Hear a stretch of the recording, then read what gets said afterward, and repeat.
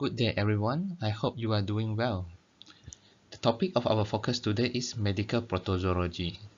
So, can you still recall the differences between prokaryotes and eukaryotes? Yes, protozoa is an eukaryote. It is the primitive eukaryotes. A eukaryote has the following features. It has nucleus, it has membrane-bound organelles, and generally they are bigger in size. For protozoa, they can be classified according to its local motion, such as amoeba move with the forming of pseudopodia, flagellates move with flagella, ciliates move with cilia that extended from the ectoplasm, and the last group, apical plexan, it is classified because there's a sporozoa stage in its life cycles. So for apical plexan, they are intracellular parasites. They need a host to multiply and grow. Let's look at a few protozoa before we move on to the theory parts. The diagram shows the trophozoite and cyst stage of the Entamoeba histolytica. Trophozoite is the motile stage and cyst is the dormant stage. We can see the formation of pseudopodia in the trophozoites, but the cysts remain round and circular. The nucleus consists of peripheral chromatin and the central chiosomes. Okay, now let's look at how this parasite move. These protozoan move with the formation of pseudopodia. Can you see the extension of pseudopodia from the ectoplasm? Right here, ectoplasm, the formation of pseudopodia. The next question is, can you predict the direction where this amoeba move? No. As you can see, the ectoplasm can extend from everywhere. You can say that it's blind. The ectoplasm formed with the sensation of chemical sensation.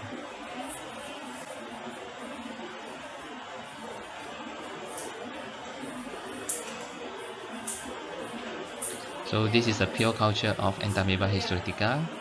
In normal stool culture, you won't see something like this. You will see only a few trophozoites and surrounded by many debris. Okay, now let's look into the flagellates. We took Giardia lamblia as the examples. This diagram shows the trophozoite and cyst stage of the protozoan. There are two identical nuclei in the trophozoites. 1, 2. The long appendages that assist its movement is known as flagellates. This trophozoite is the motile stage, while cyst is the dormant stage. Now let's look at how this parasite move.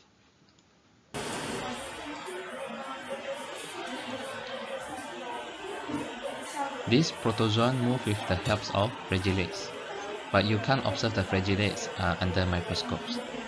Maybe you need at least scanning electron microscope to appreciate or magnify the flagellates.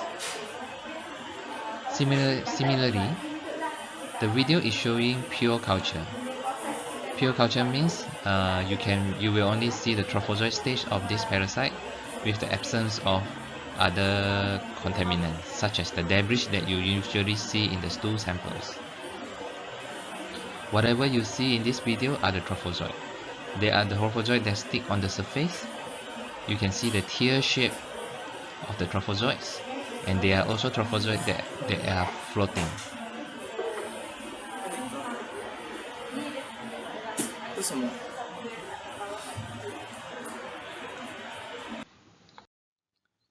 This is another flagellate. The diagram is showing the only life form of the parasites. It exists in trophozoite form only. It has only one nucleus, and there are long appendages on top and bottom of the trophozoites. Okay, let's look at how this parasite move. You have seen two types of flagellates. Can you observe the flagellates under light microscopes? Do you think this is a pure culture or clinical specimens? Yes, you can see the long appendages that extended from the ectoplasms. Probably we need scanning electron microscope to observe the flagella. This is a clinical specimen. You can see the moving trophozoites. You can also see the debris that surrounded the trophozoites. Okay. Okay. Now let's look at ciliates. It has many hairy appendages that extended from the ectoplasms. Okay. The movement is random. The diagram is showing the trophozoite and cyst stage of Balandidium coli. Can you compare the size of trophozoite and the cyst? How about the trophozoite and cyst that you have observed in Entamoeba histolytica and Giardia lambda? Are they the same? How about the size? Is a cyst always the smaller one? Yes, you are right. The cyst is always the smaller one in size.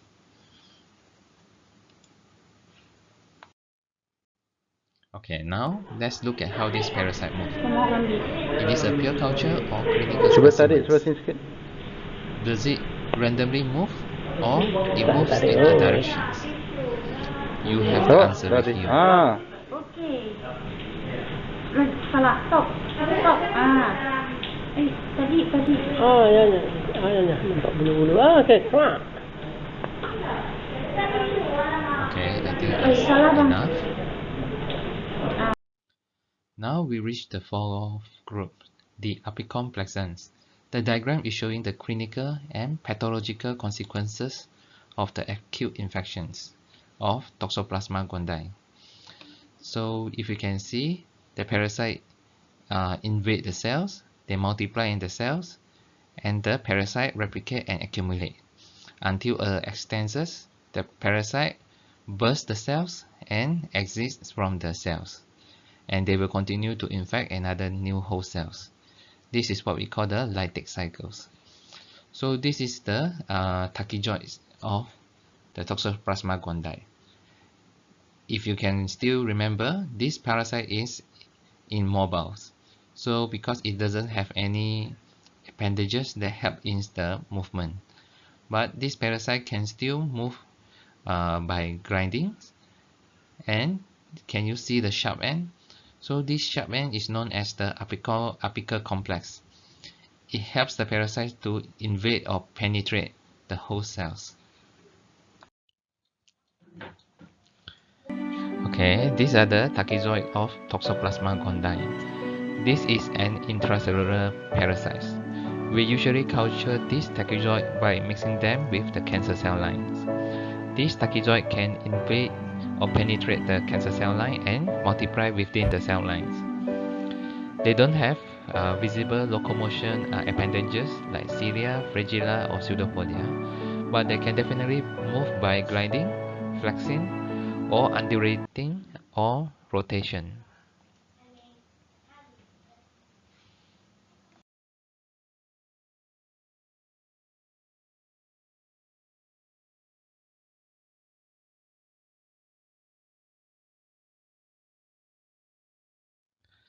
Another infamous parasite under this group is malaria. Plasmodium falciparum is the deadliest protozoan parasite under this group. So humans get infected when the sporozoites enter into the host via mosquito bites. The sporozoites move to the liver and invade the hepatocytes with the help of apical complex.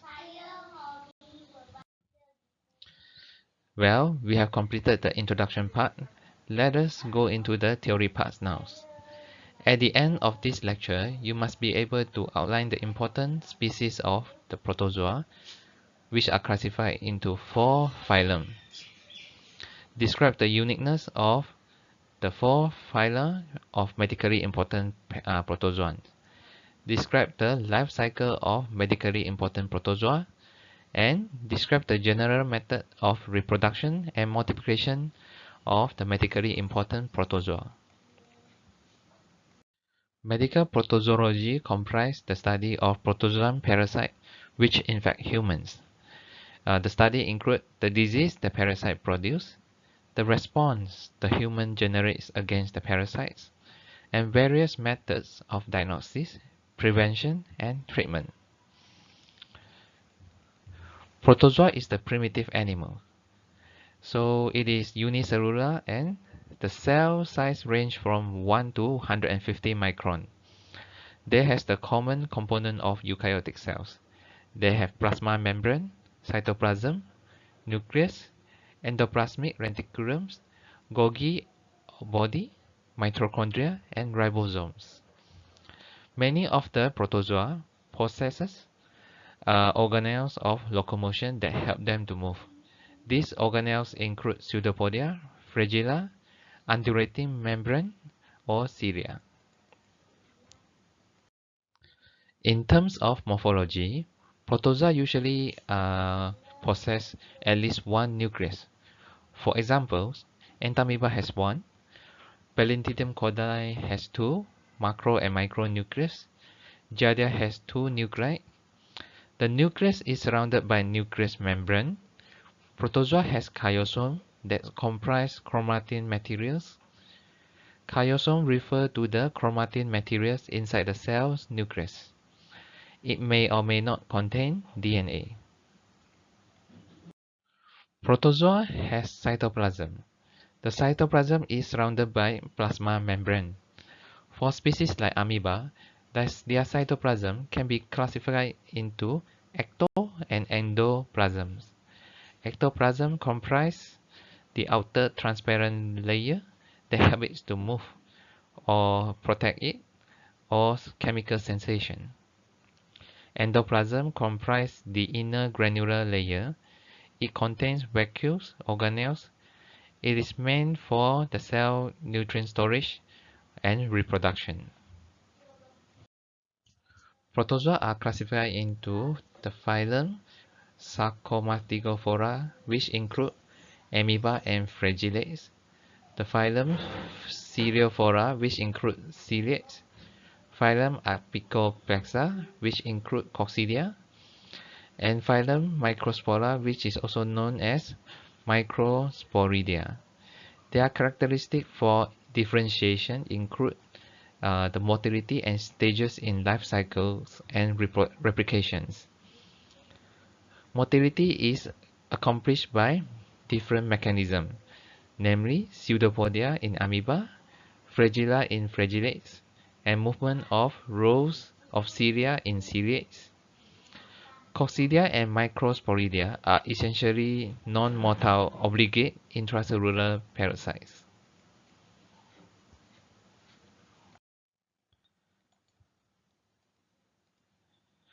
For amoeba, the only pathogenic species that we will focus is Entamoeba histolytica. So for flagellas, we have Giardia lambda and Trichomonas vaginalis.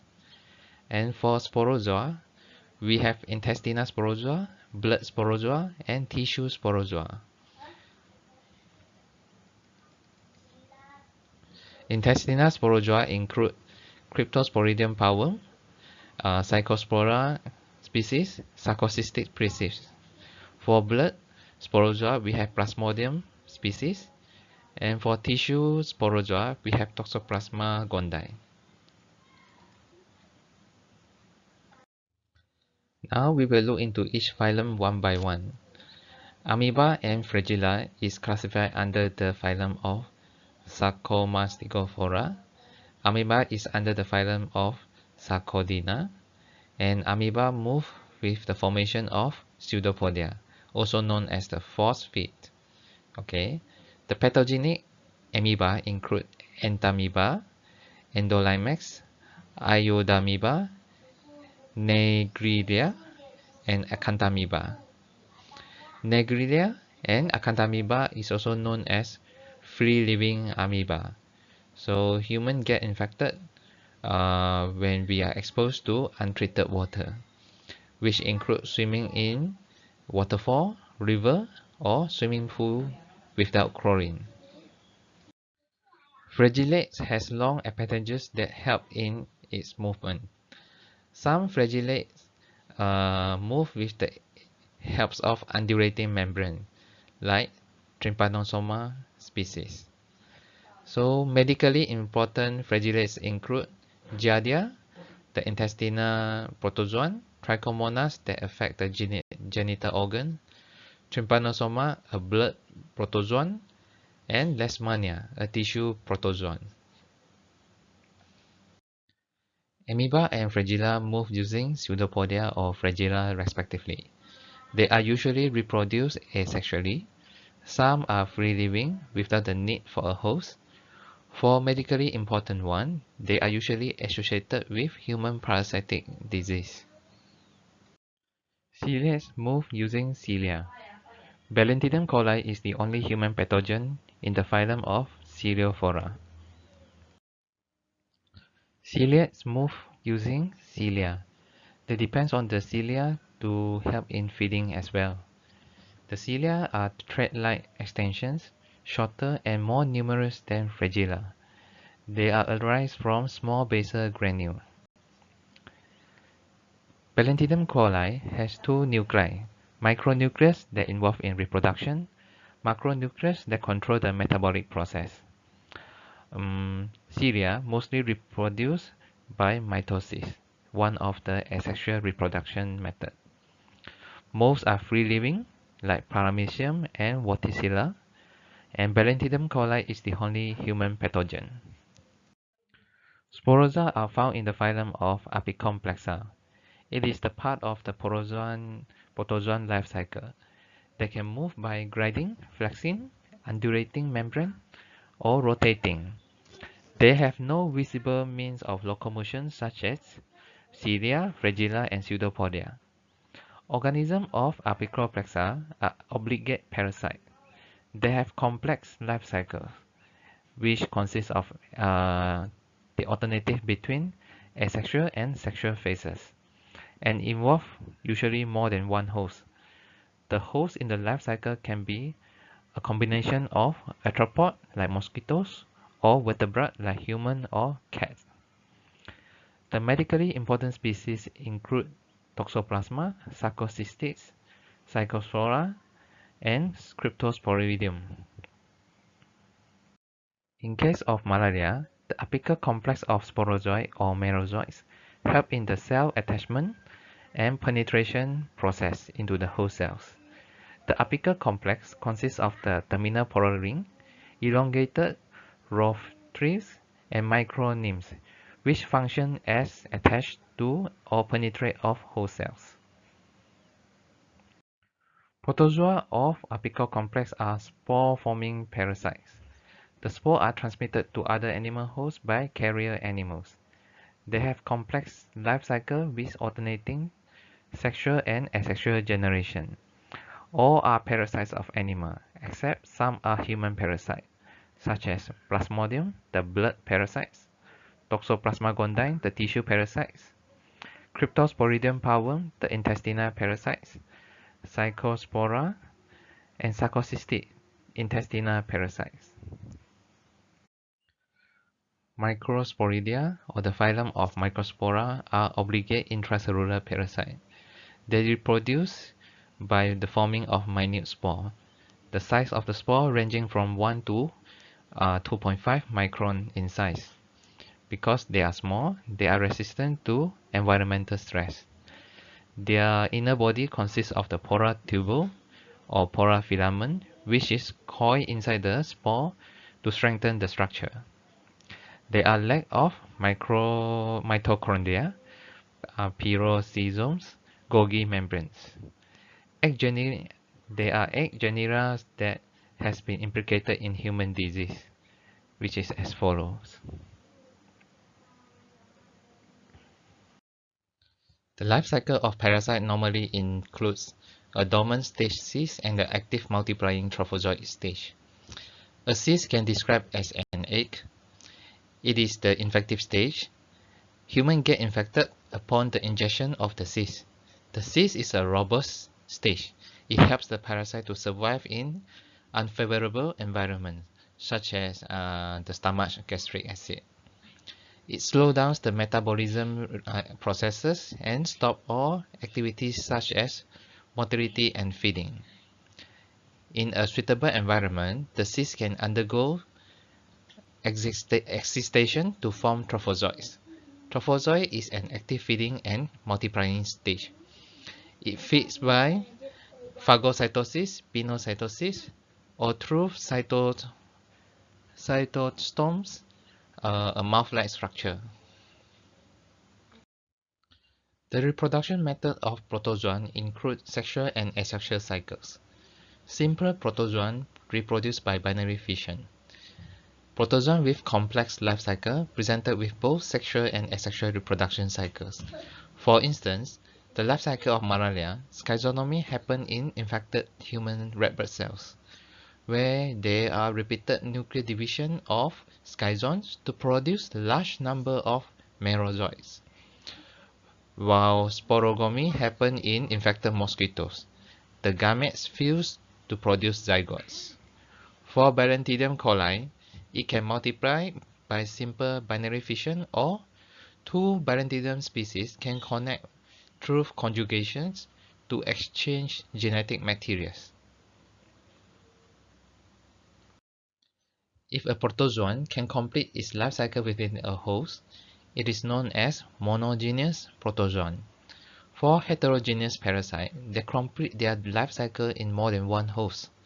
For instance, in case of malaria, the life cycle comprises three different processes. Gametogamy happens in the vector, where microgametocytes and macrogametocytes fuse to form zygotes, which leads to sporogamy cycles. Sporogamy happens in the vector as well. It is the process where sporozoites is formed and matured.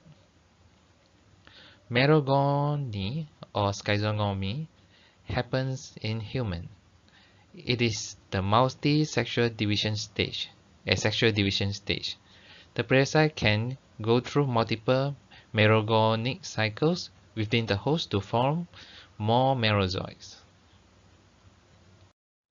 In terms of disease transmission, for intestinal protozoa, it usually involves only one host. The infective form of the protozoan is either the cyst or oocyst. For blood and tissue protozoa, the life cycle might involve at least two hosts. The infective forms that transmit from infected human to mosquito is the gametocyte in case of malaria, while the infective form that transfer from mosquito to human is known as sporozoites. The prevention of a parasitic disease is regarding the breaking of the life cycles. Can you recall the epidemiological triad? The host, the pathogen, and the environment. A pathogen will continue to grow and spread in the environment if the chain between the host pathogen and environment is connected. To break the chain among the three components, we have to control, treat, or reduce the source of infection. We can protect the susceptible host by separating them from the pathogen. In terms of environment, it is pertinent for us to have appropriate sanitation system, clean and safe food.